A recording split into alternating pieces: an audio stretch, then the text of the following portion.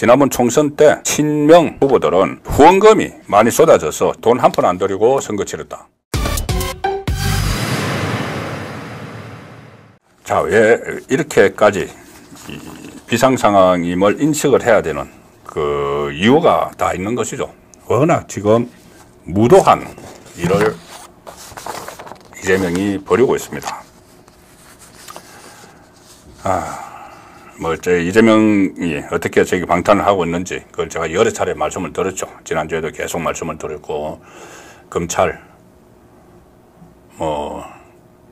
검사 탄핵 오늘 4명 하겠다고 이야기를 했습니다. 강백신을 비롯해서 지금 강백신 성남지 아마 여기가 핵심으로 강백신 검사를 찍은 것 같은데, 강백신은 그 전에 대장동 관련 수사를 다 했었고, 지금은 성남지청 차장검사로 얼마 전에 부임을 해서 거기서 정자동 힐튼 호텔 특혜 의혹 사건을 파헤치기 시작을 했습니다.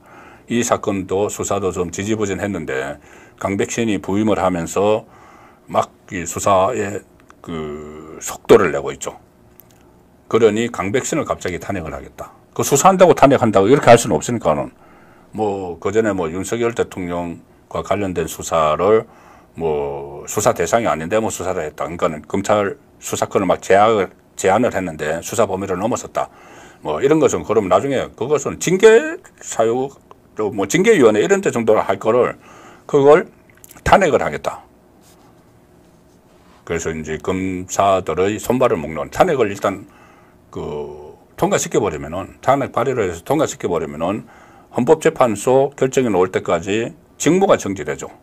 직무가 정지되면 일단 수사 지휘를 할 수가 없게 되고, 그 다음에 기존에 했던 사건의 공소유지에도 차질이 빚게 됩니다. 그걸 노리는 거죠. 실질적으로 이재명도 검사들을 4명을 탄핵해서 이 검사들이 이 헌재에서 검사복을 벗기는 그런 일은 없을 걸로 자기도 압니다. 헌재에서 판단하는 건 중요하게 이 실정법이나 헌법을 위반했을 때 그때 파면을 하는 거죠. 그거는 기각될 걸 다 알면서도 그 기간 6개월 동안 직무를 정지시킬 수 있기 때문에 하는 겁니다. 그렇게 이제 검사들을 옥죄고, 지금 판사들을 향해서도 판사 선출을 하겠다. 법 왜곡죄를 만들어서 마음에 안 드는 판결 내려면은 그 판결은 다른 판사가 또 판결하도록 하겠다. 어처구니가 없는 일들입니다. 이게 지금 대한민국에서 일어나고 있는 일들입니다. 심지어 기자들, 특히 검찰 출입 기자들을 애완견, 이런 망언을 하는, 그 망언을 하는 것은 자기 지지층들에게 하는 이야기입니다. 3가지 이유를 들었죠. 애완견이라고 주장하는 이유를, 안보수의 재판과 이하영의 재판이 왜 다르느냐, 국정원 문건을 왜 채택하지 않았느냐, 또 안보수 딸에게 쌍방울 해서 거주지를 마련해줘서 안보수 진술을 변한 것 아닌가. 근데 그 3가지는 애완견이라고 지칭된 언론들이 전부 다 취재를 해보니까는 그 거짓말입니다. 전부 다. 이재명이 한 말은 다 거짓말로 판결이 났죠. 판명이 났습니다. 그런데도 이렇게 이야기를 하는 건 지지층을 향한 메시지죠. 일단은 어느 경우에 가더라도 벼랑 끝에 몰린 상황에서는 지지층이 받쳐줘야 되니까 개딸들을 향해서 검찰 믿지 마. 사건 조작하는데요. 법은 믿지 마. 검찰이 기소장 써준 대로 판결하는데요. 언론 믿지 마. 애완견처럼, 검찰의 애완견처럼 주는 거나 받아먹는 종족들이야. 이런 소리를 짖었죠. 이재명이 짖었습니다. 그것은 지지층들에게 전부 다 거짓말이니까 나를 보호하라는 그 메시지를 던지는 것이죠. 그런데 그 메시지가 먹힙니다. 지지층은 어차피 일종의 이게 정치인으로서의 이재명이 아니고 일종의 뭐라고 할까요? 이게 맹목적인 팬덤 현상인데, 그걸 또 중간에서 막 부추기는 사람들이 이른바 친명이라는 사람들이죠. 맹목적인 충성파, 친명. 자, 친명 중에서 아버지, 이재명 아버지 발언이 나왔습니다. 이재명 아버지. 강민구, 어제 최고위원회의, 민주당 최고위원회의에서 강민구 새로 지명직 최고위원이 됐습니다. 이제 이재명이 2기 지도부를 출범시키면 강민구는 또 빠질 수가 있는데 일단 한 2달짜리 최고위원이 됐다고 들떠가지고 최고위원회의에서 강민구가 다 TV 카메라가 다 켜져 있는 상황에서 더불어민주당의 아버지는 이재명 대표다, 이런 말을 했죠. 아버님, 그리고 또 이렇게도 말을 했습니다. 아버님, 본인의 실제 이제 선치인 아버님이 지난주 소천하셨다. 아버님은 평생 이발사를 하며 자식을 무척이나 아껴주신 큰 기둥이었다. 이렇게 개인사를 전한 뒤에 갑자기 더불어민주당의 아버지는 이재명 대표다. 그러니 그렇게 이야기하니까는 이재명이 환하게 웃으면서 환영합니다. 자, 이 아버지 발언이 상당히 뭐 여러 가지 부적절을 하기도 하고, 어떻게 보면은 이 안에서, 민주당 안에서, 좌파 진영 안에서 이게 큰 문제를 삼아야 되는 겁니다. 아버지라는 것은, 정당의 아버지 그러면은 정당의 시초라는 이야기가 되는 것이죠. 우리 뭐 건국의 아버지 이승만 뭐 이렇게 이야기하듯이 정당의 시초라는 게 되는데, 사실 이재명은 바지 사장이었죠. 지금은 이제 자기 당으로 막 만들어 가고 있지만은 이 민주당의 적통은 김대중, 뭐 87 체제 이후만 보면은 김대중, 그다음에 노무현 이쪽으로 온 것이 적통이죠. 그런데 이재명이 민주당의 아버지라면은 이 김대중과 노무현을 다 초월해 버리는 겁니다. 그러면 그쪽에서 반발을 해야 되는데 그런 반발도 없죠. 그리고 강민구가 어떤 사람인가? 1964년생입니다. 이재명도 1964년생이죠. 이재명 고향이 경북 안동입니다. 강민구 고향이 경북 의성입니다. 안동과 의성은 바로 위아래죠. 그러면은 거의 동향 친구 벌인데, 민주당의 아버지, 본인의 선친 이야기 끝에 민주당의 아버지, 그리고 90도 각도 절을 하고, 이게 또 하나 읽어야 될 것이, 이재명의 일극체제가 이 중앙정치권뿐이 아니고 각 지역당에도 다 퍼져 있다, 이걸 또 읽을 수가 있습니다. 왜냐하면 강민구는 이름 아마 처음 들어보셨을 겁니다. 뭐 대구에 계신 분들은 혹시 아실지 모르겠는데, 저번에 수성구에서 주호영 의원과 대결을 해서 졌죠. 민주당 후보로 총선에 나왔는데, 원래 수성구, 대구 수성구의 구의원으로 정치를 시작을 했습니다.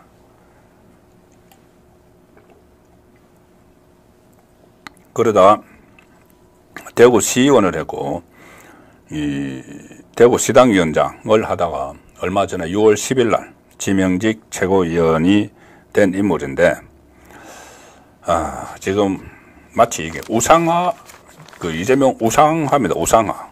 우상화인데 이것뿐이 아니죠. 여러 가지 그 전에 사례들이 있었습니다. 정청래는 그 전에 이 축구로 치면은 차범근, 황선웅, 박지성, 손흥민으로 깃발이 개성됐다.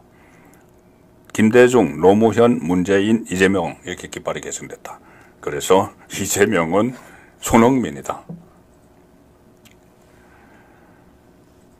그 전에 총선 때 화제가 됐었죠. 안기령이라는 사람, 뭐 출마해서 떨어졌는데 그것 때문에 공천 받았지만은 김재섭한테 떨어졌죠. 안기령은 무슨 뭐 그때 어처구니 없는 뭐 비교를 인물 평가를 했죠. 그런 뭐 이야기들도 있었고, 이런 상황에서 강민구가 아버지 발언을 한 겁니다. 아버지 발언을 한 것이, 이것이 그냥 어떤 뭐 해퍼닝 이런 차원에서 일어나는 일이 아니고, 이재명이 완전히 당을 장악을 했고 이재명에게 충성을 하면은 나중에 공천도 보장이 되고, 지방선거도 있죠. 공천도 보장이 되고, 또 2기 당대표로 취임을 하게 되면은, 자리가 여러 개가 있죠. 그 자리도 다 나눠줄 것이고, 지금 지명직 최고위원들처럼.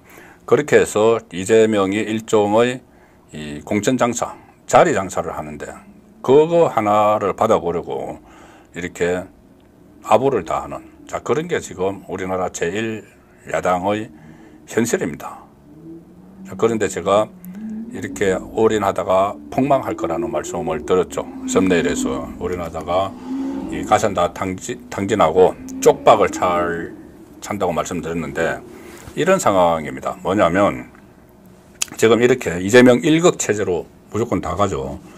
총선 전에는 공천 때문에 그랬고, 또 그 총선 후에는 또 자리가 있고, 또 지방선거도 다가오고, 어차피 자기들은 이재명과 같이 공동 운명체가 됐기 때문에 무조건 똘똘 뭉쳐서 이재명을 우상화하면서 한 몸으로 가는데, 뭐 일부를 제외하고는 대부분이 지금 그런 쪽으로 갑니다.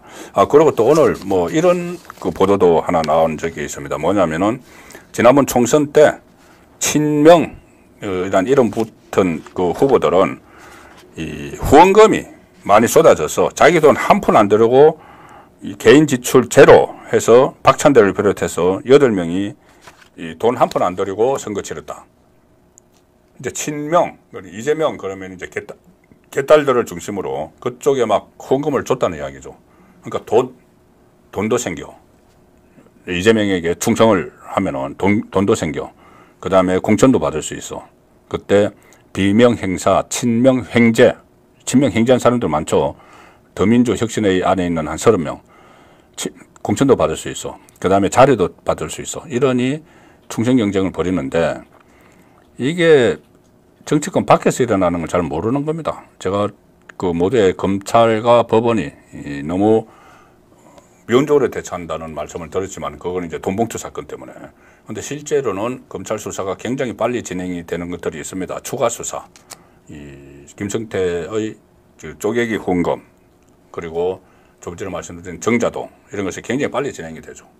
그리고 법원에서 지금까지는 위정교사가 한 8월 달쯤에 이 선고가 나온다는, 그 가장 빨리 나온다, 1심이 나온다고 했는데, 갑자기 선거법 사건이 굉장히 빨라졌습니다. 선거법 위반. 이거 이미 다 기한을 넘겼죠. 원래 선거법은 1년 안에 대법원까지 마치도록 돼 있는데. 그런데 최근에 정인신문이 거의 다 끝나고, 이게 여름 아니면 9월에 1심 선고가 나옵니다. 1심 선고가 나오면은 벌금 100만 원 이상은 지금 거의 확실하다고 합니다. 모든 법조인들이. 벌금 100만 원 이상 받으면은 이재명은 일단 모든 게 날아갑니다. 물론 이제 대법원 확정 판결이 나야지 날아가지만, 1심만 나와도 1심이 대법원까지 그대로 그 쭉 이어지는 경우가 뭐 90% 이상 되니까, 1심 판결이 100만 원 이상 나오면은 이재명은 대표직, 위원직 다 날아가고 자기 대통령도 못 나오죠. 피선거권이 박탈이 되니까. 그게 이제 대법원에서 확정이 되면은. 그런데 선거법에서 어마어마한 게 같이 부과가 됩니다. 뭐냐? 민주당이 대선 때 받은 자금 434억 원, 선거 자금 보전해줬죠. 선관위가 국고, 우리 세금으로.